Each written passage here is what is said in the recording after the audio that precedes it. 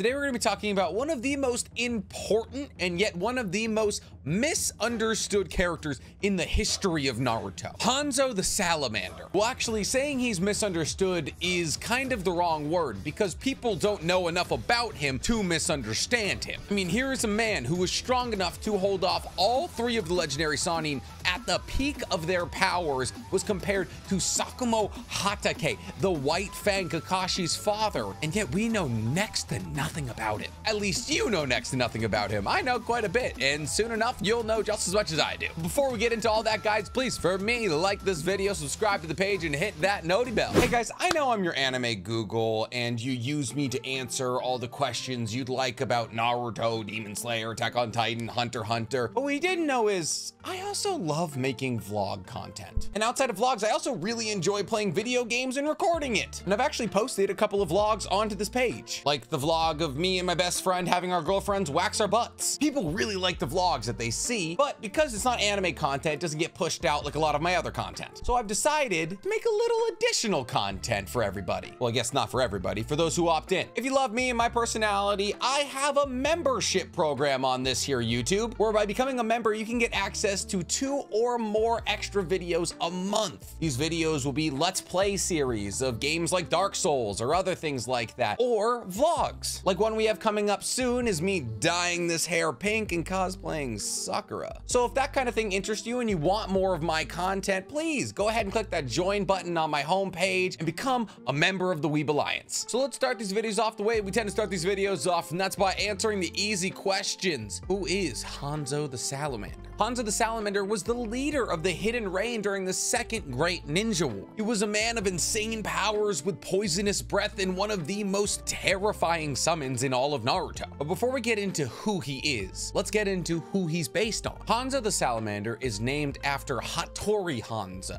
Hattori Hanzo is one of the most widely known samurai in the history of Japan. He's also believed to have been a ninja. We know this because of Hanzo's connection to the samurai in the world of Naruto, having clashed with Mifune and several other samurai from the Land of Iron many times. In fact, it goes even further than that because Hanzo actually committed seppuku to end his own life, which is very ritualistic for samurai. Seppuku was ritual disembowelment. And even further than that, Hattori Hanzo is believed to have been killed by Fuma Kotaro, a famous ninja from the Fuma clan. The Fuma clan was a predominant clan of ninjas in the age of Hattori Hanzo. And Pain's first animal path was actually said to be from the Fuma clan. So there's a lot of connections between Hattori Hanzo and Hanzo the Salamander. But let's get into Hanzo's backstory. Hanzo hailed from a village outside of the Hidden Rain, a small one. And in this village, there was a salamander that lived in the water that had a poisonous sac residing inside of it. But when this salamander died, the village elders took that salamander and cut it open and extracted said poison sac. They then transplanted the poison sac into Hanzo around where his kidneys are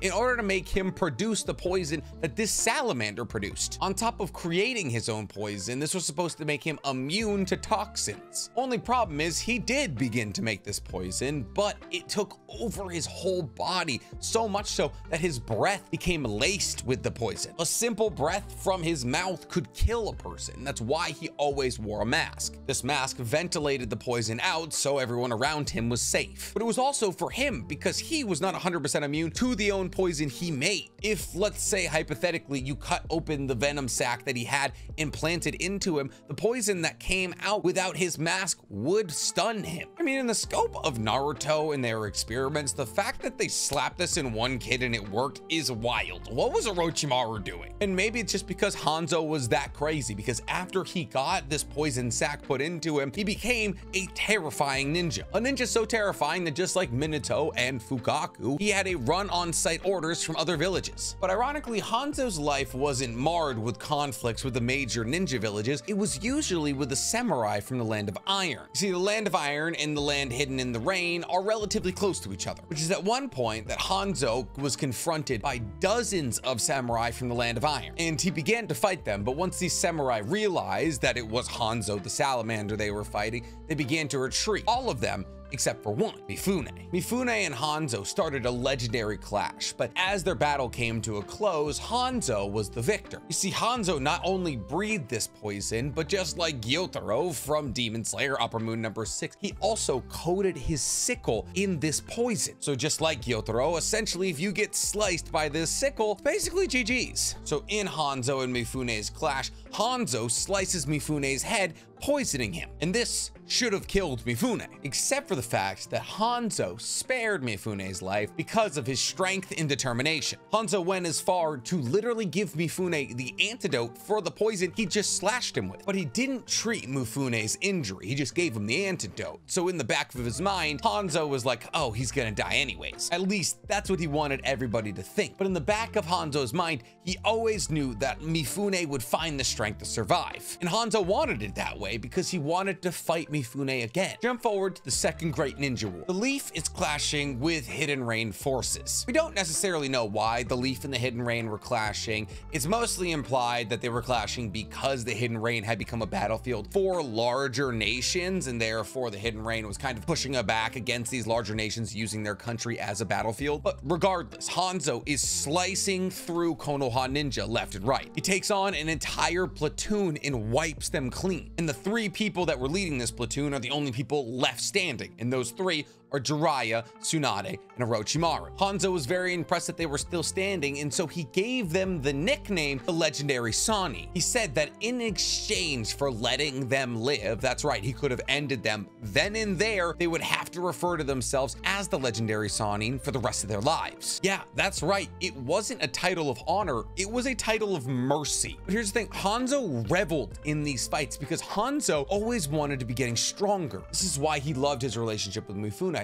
This is why he reveled in war. He used these battles as opportunities to hone his abilities. Which brings me to another person that Hanzo had numerous clashes with, Granny Chiyo. Yeah, that's right, the sweet old lady who controlled Sakura into defeating Sasori. Yeah, her. Here's what people don't realize about Granny Chiyo is she is one of the strongest people in the history of Naruto. She was the Hidden Sands like top ringer for decades, and she fought Hanzo the Salamander, the man who was stronger than all three Legendary Sannin at the peak of their powers simultaneously, to a standstill multiple times. How do we know this? Because Granny Chiyo fought him so many times that she had an antidote for his poison, which ironically was kind of her thing because she would make a ton of new poisons that other people didn't have antidotes for. So when she hits you with a puppet, there would be nothing you could do to save yourself. In fact, the majority of Tsunade's entire war efforts in the Second Great Shinobi World War were making sure that she could counteract all these new poisons that Granny Chiyo was coming up with. Cute and cuddly now, war criminal in the Second Great Ninja War. But here's the thing, just because Hanzo enjoyed a battle and enjoyed getting stronger through those means, didn't mean that he necessarily was always looking for war. In fact, Hanzo was looking for a way to create peace for a large part of his life, up until about after the Second Shinobi World War, I would say. He came from a small village. He had a humble upbringing, but he lived in a country that existed between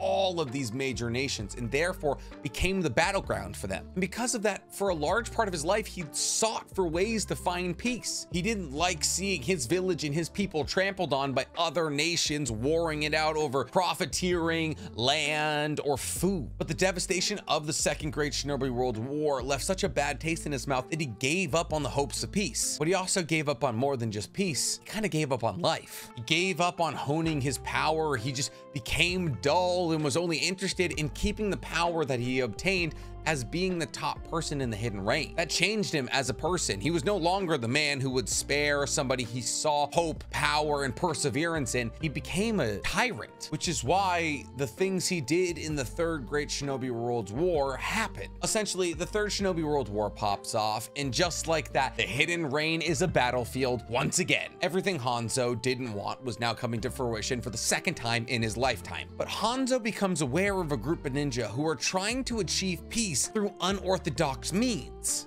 This group is the Akatsuki. It's Yahiko, it's Konan, it's Nagito, and he's happy. This actually resonates with the younger self inside of him. For the first time in a long time, he realizes that peace may be possible through these means. And he actually aligns himself with the Akatsuki for a little bit, you know, until, of course, Danzo Shimura shows up. Don't worry, Danzo isn't just a menace in Konoha, he's a menace wherever he needs to be. Danzo, seeing that Hanzo wants to align with the Akatsuki, tells Hanzo that they're actually a threat to his power, that power being the last thing that he has any pride in. So Danzo and Hanzo make the Anzo super team and decide to team up against the Akatsuki. Essentially, the Anzos and a bunch of root ninja capture Konan in order to lure Yahiko and Nagato to a meeting spot. At this point, they do basically the most Danzo thing of all time, and they look at Yahiko and Nagato and they say, Nagato, if you want to save Konan, who we know you have a crush on, you're gonna have to kill the ringleader of the Akatsuki,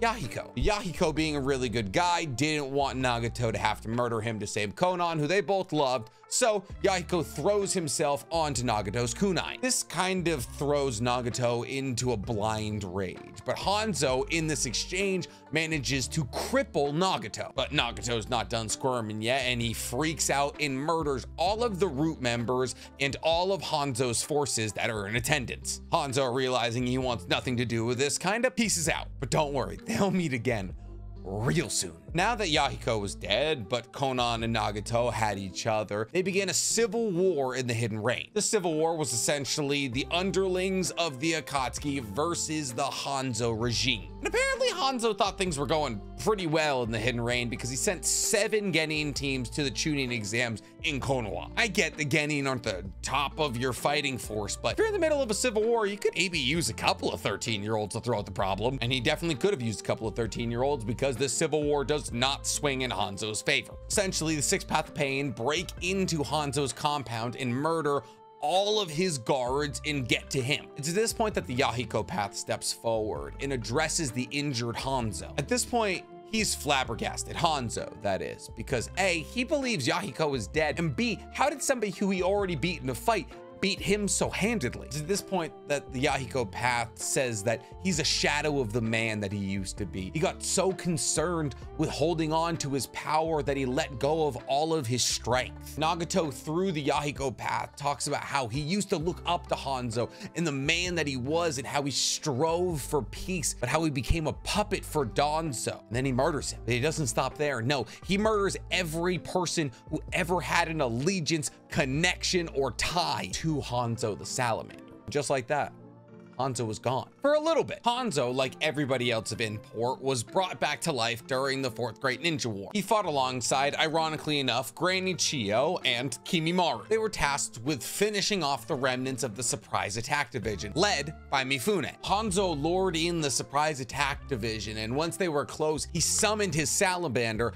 Ibuse, and he commanded Ibuse to release his poisonous mist, which would have completely wiped out the entire unit, except he was intercepted by Mifune. Mifune, the very man that Hanzo had left alive for this exact moment, the chance to fight him again. The two then start a vicious duel, and as they fight, Hanzo reveals to Mifune that the ideals of peace he had talked about a long time ago, well, those were gone from his mind. They were never going to happen. He realized that they were not worth keeping up with. And the battle starts going in Hanzo's direction, so much so that Mifune actually ends up in the mouth of Ibuse. But Mifune cuts his way out of Ibuse's mouth, and there they stand, the two men across from each other, ready to deliver a decisive blow to finish this duel. And just like that, they were teleported back to where they stood 30 or 40 years ago. But this time, the results of the battle would be different. Because as they both struck, Mifune cut through Hanzo's sickle, slicing him and also his respirator right off his face. Mifune states that Hanzo's loss of conviction, his loss of drive to achieve peace, has dulled his skills. Hanzo realizes the error of his ways and reminisces about the past with Mifune for a little bit. He understands that he's immortal and that there has to be some way that Mifune can take him down. So Hanzo, in an incredible act of will and determination, works against the talisman in his brain and takes his sickle, punctures the poisonous sac in his stomach, and commit seppuku. Since his respirator has been cut off, the massive amount of poison gas that lifts, he starts to inhale and it stuns him. And this gives the 5th Division an opening to seal him away for the rest of his life. See, in Japanese culture, especially during the samurai periods, there was nothing more preserving to one's honor than committing seppuku. The act of taking one's life in a very painful and messy way cleared all grievances from a life not well lived. It was a way to preserve one's honor after a grievous atrocity had been committed. And to Hanzo, the loss of his ideologies and the dulling of his skills was exactly that, a grievous atrocity committed. Because while on the outside, Hanzo may seem like a rather simple character, a tyrant who led with an iron fist against a down and out village, he was much more complicated than that. He was a child experimented on to create the perfect weapon, a person immune to toxins who at the same time created their own unique toxin. A human weapon built to kill, placed in a historically downtrodden area, a geographical stomping ground for the biggest villages on Earth to walk through on their war parades to get to other countries. A man who grew into massive power and wanted to pursue peace but didn't have the power to do so. A man who lost his dream. You see, ironically, there's a lot of similarities between Nagato and Hanzo. Two people who hated each other for the majority of their lifetimes, yet they're almost exactly the same person. Historically downtrodden, child prodigy, perfect killing machines who wanted to find peace, found a world that didn't want to give it to them. The difference between the two is that Nagato didn't settle. When Hanzo achieved enough power to live with for the rest of his life, he didn't find the need to apply what he thought were just ideologies to the rest of the world like Nagato did. And in the end, this lack of drive killed him. But just because he lost his edge doesn't mean that he wasn't one of the sharpest blades in the history of the shinobi world. This man was considered the fastest ever shinobi in water. Faster than Kisame, faster than Zabuza, faster than any other person in water. He also was a master of the body flicker technique, a technique that made Shisui basically famous. This is the reason he was able to avoid Nagato's guilt and anger-filled rage that killed all of the root members and the hidden rain ninjas in attendance to Yahiko's death. Match his speed with the fact that he was a master of the Kusarigama, aka the sickle and chain. He was almost unstoppable in Kenjutsu fights. And that's without even taking into consideration that this sickle was covered in deadly, incurable poison. We haven't even talked about Ibuse, his summon, yet. Ibuse, just like Hanzo, was the house of a huge amount of poisonous gas. Poisonous gas that when released could cover an entire battlefield in a poisonous gas so effective that a small inhalation of it would paralyze you in mere seconds. Ibuse was also able to burrow underground and pop up under enemies and capture them in its mouth. A mouth filled with, you guessed it, toxins that would kill you almost instantaneously. These two were an incredibly formidable duo, but unfortunately, more than anything, they exist to prove a point. A dream not seen through to the end is nothing more than wasted time. Those who give up on their aspirations dull, even though they shined so much brighter than everybody else while they were chasing said dreams. Mifune started weaker than Hanzo, but he lived his life in the way he wanted to his entire life. Hanzo settled into the concept of power and comfortability and was dispatched. He's a cautionary tale, and that's why I think he's such an interesting character. And I hope you think he's an interesting character now, because that's all I got on it. So if you enjoyed this video, please, for me, like it, subscribe to the page, and hit that noti bell. I'm not saying the second Shinobi Worlds War had the strongest ninjas, but let's be real. They had the 3 legendary Sani, they had Hanzo, they had Sakumo Hatake, they had Granny Chiyo. They had so many people. I wish we had more info on it. Then again, I guess that's what I'm here for.